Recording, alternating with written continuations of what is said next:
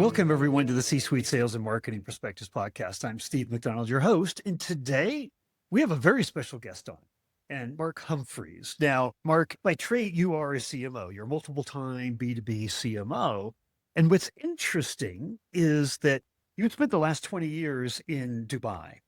And here in the States, what we know Dubai is like just massive, explosive growth, right? And the companies that you've been involved with, you've been managing that growth, right? Right alongside of Dubai. And that growth and the accelerator behind it, one of the biggest issues that keeps us from that launch pad and just exponential growth is the lack of trust that we have in the business to business industry. And I'm not talking about like Trasna, where you work today.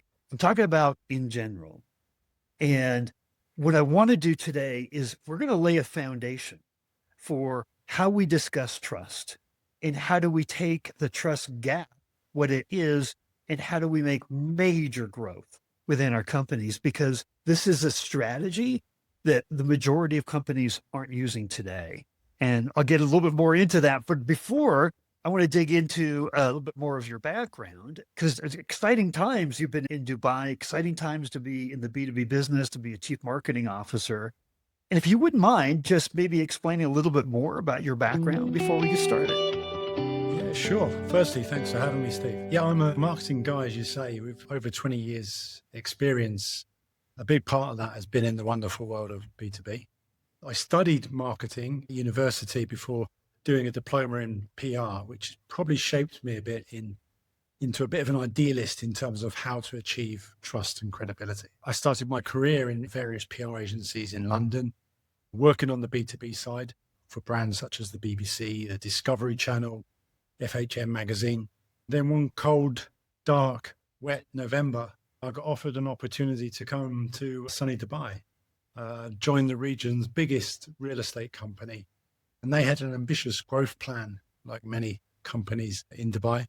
And they had a plan to basically expand in diversify into other sectors and disrupt some very established industries. So that's what took me to Dubai. I was working there for a good few years. After the global recession hit, I refuge at Dubai Silicon Oasis, which is a government technology park with the rather bold vision of becoming the Silicon Valley of the Middle East. Easier said than done, right? And then following that, I've spent a key part of my career at work in telecoms, where I've been involved in the company's transformation from a regional player into a global leader. And finally, at the beginning of last year, Works was acquired by Trasna, where I am now and is where I've helped integrate 6 companies under one brand, one IoT brand, which just this year was recognized as one of the top 4 players in the world in that space. You've certainly got a tremendous amount of experience. And I love the idea of taking from regional to global, integrating, companies, making a global standard. So everything that you say here today, what's interesting, because you and I, we had a conversation before, and I asked you the question about what are the greatest challenges for creating long-term sustainable growth in our B2B businesses? And we started talking about trust, among a number of other things. I just want to set the stage here a little bit because there's some pretty alarming things that are going on. We all know that our brand are trust marks, right? We kind of learned that early on in our careers. But listen to this. So if you go no farther than the LinkedIn Edelman Trust Barometer, all over North America, all over Europe and Middle East, trust is on a decline like this, to the point where in their last barometer, of 32,000 business leaders that were respondents in that survey, 61% said they don't believe what we tell them. In fact, they feel like we are creating gross representation of the truth. And that hit me like a ton of bricks. I'm like, hang on a second. We all put ourselves in the best light, but they don't believe what we're saying. They don't believe what we're telling them. And a whole nother study showed the same exact thing. They said 74% of B2B buyers, they don't even believe the customer evidence we're presenting to them. Like how we package up what we do and say, hey, we could do this for you. And only 20 that I think that they put in terms of the totem pole in terms of trust, up at the top are the leading consulting advisory firms, their peers in the industry. At the bottom is salespeople. And we wonder why we're in this kind of like delayed B2B self-service buyer journey where they're waiting longer and longer and longer to want to talk to us. You put all this together and you kind of come to the conclusion we can't just do things the same way. Right? What was working 5 years ago, 10 years ago, it's just not going to work today. But this is the opportunity, right? This is where we say, okay, if we really embrace this, how do we embrace this to create explosive growth, right? And keep doing that, succeed in today's marketplace. So I'd love to ask your point of view, today's world where you're competing, right, on the world stage, how important is trust in the brands that you represent? It's paramount. I mean, everything is built on trust, right? If there's no trust, then there's no relationship. In the B2B world, people want to be able to trust you more than anything. You may have heard the old saying, no one got fired for buying IBM. But, the principle remains is that in the B2B world, you're not there to take a risk. You're generally not there to save a quick buck. Yeah, you want reliability because if you bring on a partner and they fail, and, if they fail in something particularly mission critical, then you don't want to be the person to explain that to the CEO. And that's why trust, being able to basically prove your capabilities, your credentials, the bottom line is what everything else is built on. And in the world of B2B, it's even more important. Like we're asking our buyers to make decisions that could impact their careers, right? I mean, these are big decisions. These aren't like, do I buy purse A or purse B, right? And if I make the wrong decision, I'm out a couple $100 or whatever it is. But these are decisions that we're going to make over a long period of time. And, if you take the Gartner or Forrester trusted advisor status that we're supposed to be, we kind of gloss over, we've heard that term so often, we gloss over the trusted advisor part of that and how we achieve that. And it's like the difference between being a vendor that sells what we do and a partner with them in their success. And I think that's the problem. Like if you look at, I think it was Gong did a huge study, thousands and thousands of transcripts from sales conversations where the salespeople talk 2/3 to 3/4 of the time. Vendors sell our ware, what we're doing, right? Where trusted advisors do a lot of listening. And then within that landscape, then we talk about, well, how can we work together and can we work together?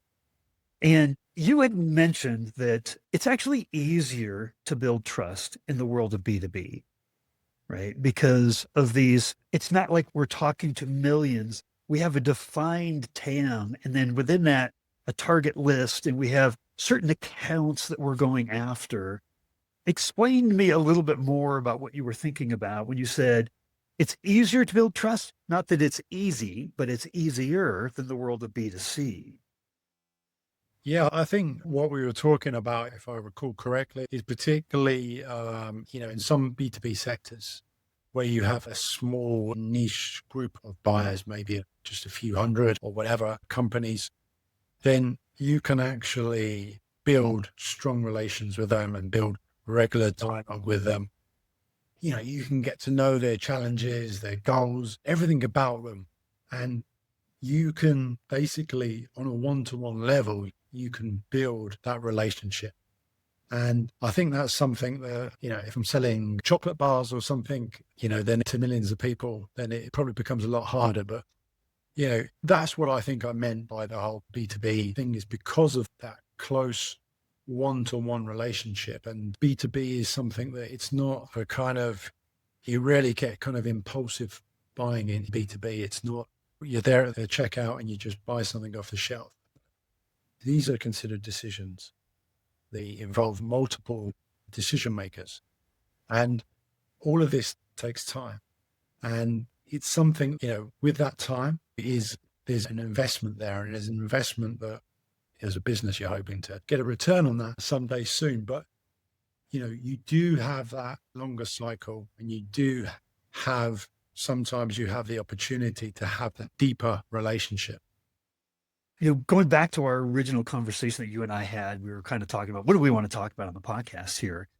And, we were talking about the fact that it used to be a lot easier, though, to build that relationship. And B2B is a relationship-based business, right? So it used to be we could literally like go visit a client. We could pick up the phone and call the client, right? We could send an email. And now I'm not saying they're pushing back, but they're resisting having a relationship with us.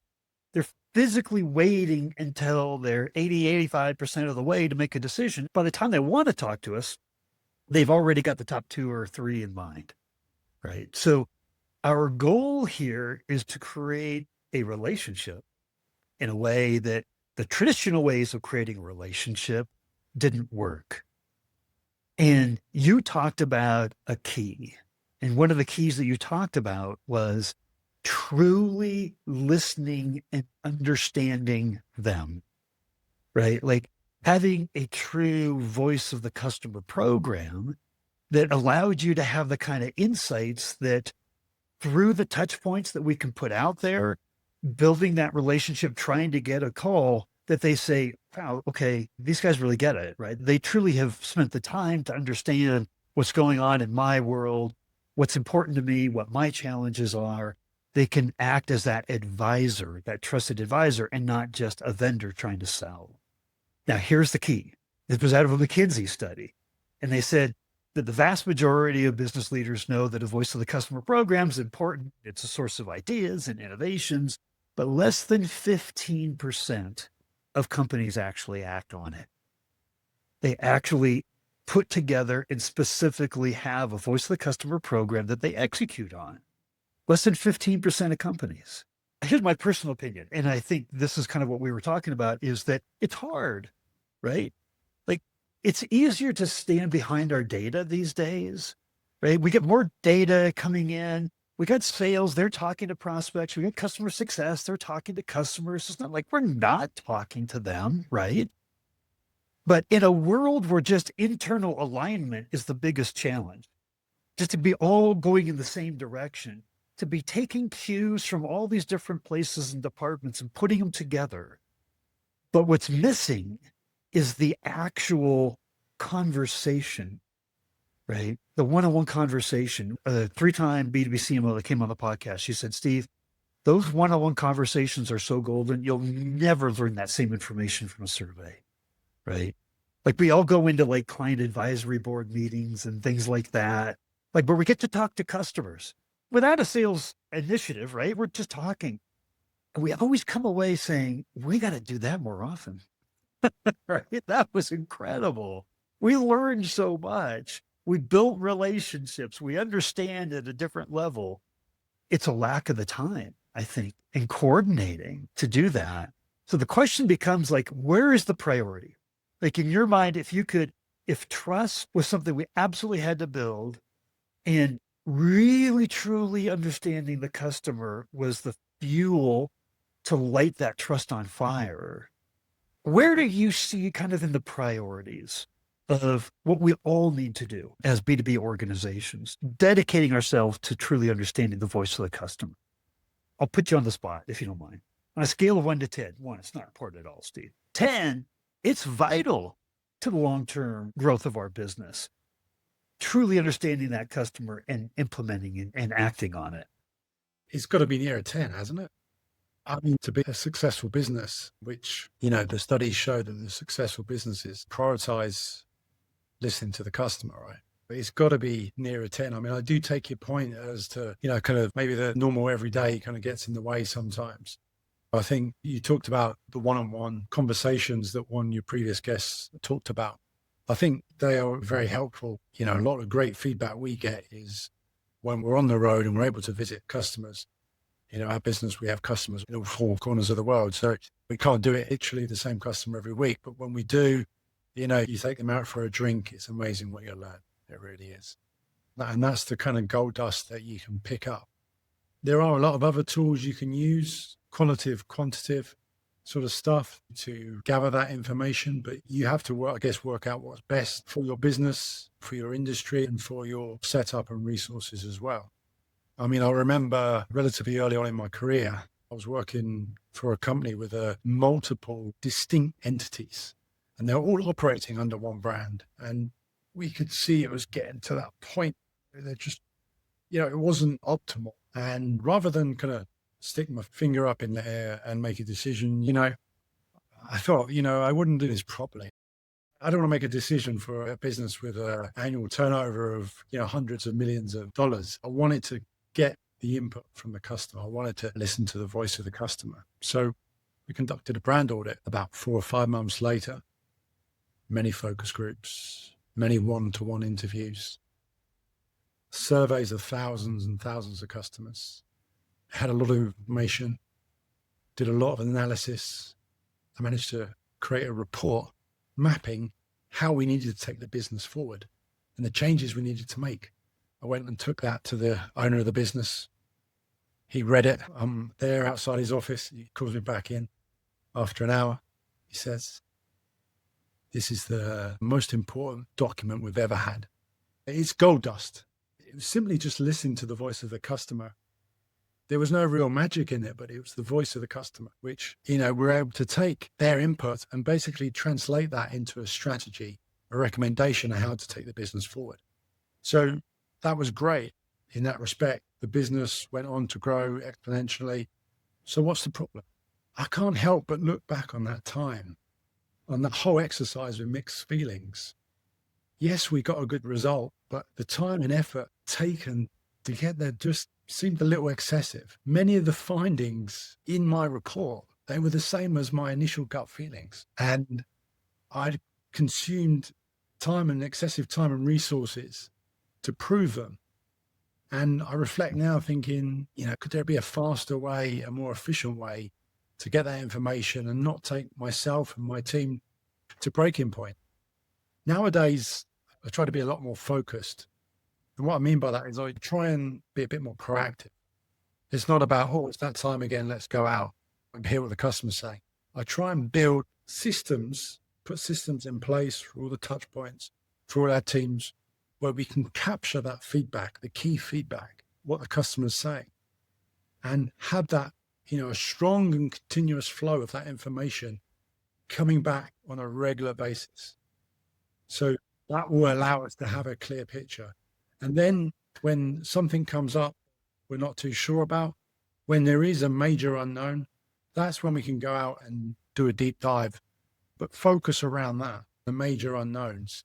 I think I can understand having my mistake or done it the hard way early on in my career. I can understand why people perhaps are hesitant to kind of conduct, throw everything at this voice of the customer. But the stats are there. The research shows that without it, you're not helping yourself. So it is critical, the voice of the customer. However, I would say there is something for the old, Henry Ford approach or Steve Jobs approach, and trusting your gut. Yes, get those unknowns, those key unknowns verified, but trust your gut. And I guess also don't be blinded by one or two noisy voices. You always get one or two noisy customers who will shout and be very vocal about what's wrong. But if they're not representative of your entire customer base or even a segment of your customer base, then, how far are you going to go to satisfy them? I got to tell you what my takeaway from all of this is. The story about the owner of the company taking your document and coming out saying this is the most important document for the company he's ever seen, because it put the company on a trajectory. We don't adhere to the basics sometimes. And the basics are the most important, the highest voice of authority over the owner, over the board, over investors, over anyone is the voice of the customer.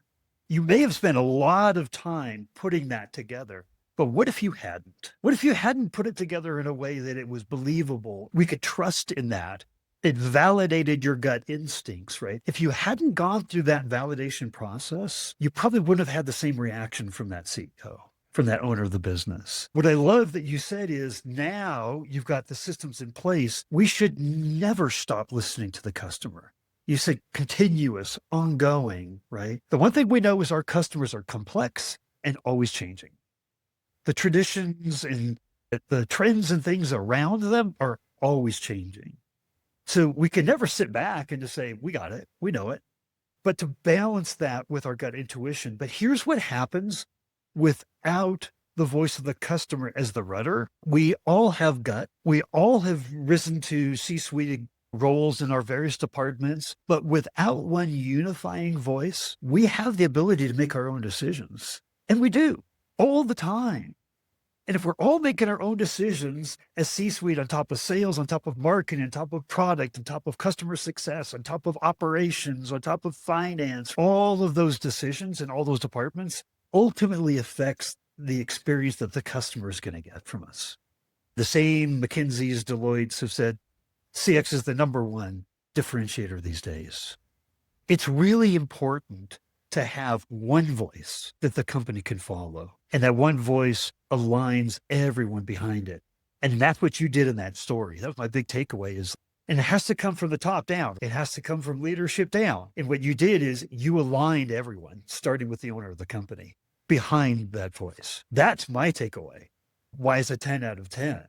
You had talked about there's just too many shiny objects and distractions around us. That we can have one unifying voice. We can have a strategic focus, but part of the plan is executing on it. That can be one of the hardest things as well. I have a podcast coming up with a woman. She's was a 3-time B2B CMO with Cisco, IBM. You mentioned IBM earlier, GE. She said, Steve, the only thing I want to talk about is execution, because that's where it all falls apart. Tell me about your experiences with the shiny object distractions, like keeping the whole company on course. This question reminds me, I don't know if you follow this, there's a marketing cartoonist, I think Tom Fishburne, and there's kind of like a group of animals in the boardroom and they're all being basically distracted by this shiny thing outside the window, the shiny new thing. How do we not get distracted by that? Personally, I'm a bit of a stickler for kind of structure and strategy. Without it, you're just going to be zigzagging all over the place and not knowing where to go. One of the things that I've always done in the companies I've gone into is try to establish a kind of atmosphere and a culture that is, this is the big prize. This is where we're heading. Keep our eyes on the big prize. This is the bigger picture. That's what we're trying to achieve, and have a strategy to achieve that. Be focused on those long-term goals. Have a strategy to achieve that. Be consistent with that strategy. Don't go chopping and changing. Jekyll and Hyde marketing is not something I'm aware of being a successful approach. Consistency is key. Having said all of that, I do recognize that you have to be fluid in terms of execution. You can't bury your head in the sand when there's a major development that sends shockwaves through your entire industry. You can't carry on, fingers in your ears, and act like nothing's happened. You have to react. And when the game changes, you have to adapt. You have to stay relevant, but you have to be true to your principles. If it's not achieving the end goal, and if it's not true to your strategy, then you have to be able to say no. No is one of the most powerful words in any language. I've talked to so many CROs about the word no, because it's the shiny object for most companies is, it may not be the perfect fit to our ideal customer profile, but I can bring some pretty good revenue in. And all of a sudden you bring it in, but the company's not really set up to address their needs. We spend a lot of time, a lot of resources, and that company turns. All of a sudden you lose them. In any of our businesses, NRR should be one of the biggest KPIs. We should be looking at net recurring revenue. There's been a number of different studies from Deloitte and Forrester that talk about the vast majority of new annual revenue, like 73, 80% of new annual revenue should be coming from our existing clients. We better bring in the right clients, because if we don't, A, they're going to churn. They're not going to turn into expansion opportunities for upsells and cross sells, which is one of the biggest sources of new revenue growth. So that saying no is so powerful in so many ways. From the biggest growth levers in the business down to how do I serve them on a regular basis, on a daily basis. It's funny because we've been talking about what you could classify as some of the very, very basics of business. Know your customer, know them well, focus on them, don't get distracted.